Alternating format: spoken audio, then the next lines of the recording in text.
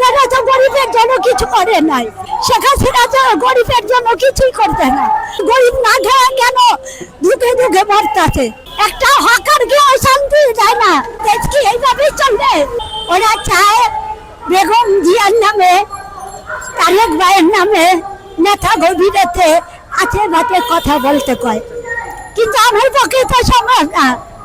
আবার বলে কি শেখ হাসিনা তোমাকে ঘর দিবে, বয়স্ক ভাতা কার্ড দিবে, এতদিন কেন দিল না? আমাদের বাড়ি বাড়ি তো খাওয়াবেলাই যা হাজিয়েছিল। এই যে বিএনপি কে নিয়ে যা শুরু করছে, এই যে গতকাল খবরে দেখলাম যে এই চিটাগাং তারপর গিয়ে বরিশাল নেতাদেরকে অনেক মহিলা আহত করছে। এটি কি ভালো করতেছে? ওটাই ভালো করতেন।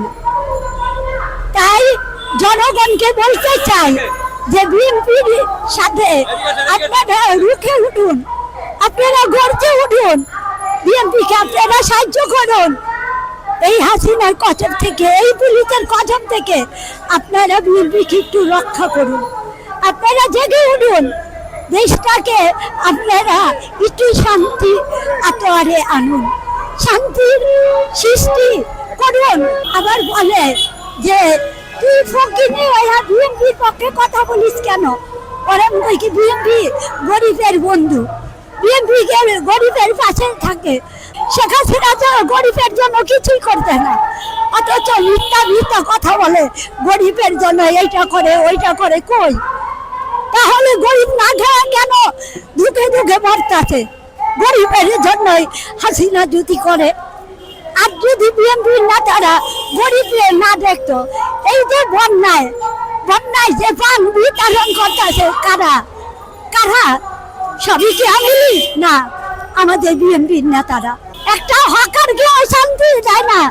পানি বেচে, আমরা বেচে, গাজর বেচে, পেয়ারা বেচে, কাউকে পুলিশ শান্তি দিচ্ছে না। একটা রাস্তায় বাসে উঠবো, সেইখানে পুলিশ দাঁড়াইতে যায় না, লাঠি দিয়ে বাড়ি মারে। তাহলে এই দেশ কি এইভাবেই চলবে? এইভাবে চলতে দেওয়া যায় না। এই দেশের জনগণ যেন জেগে উঠে এর প্রতিবাদ করে।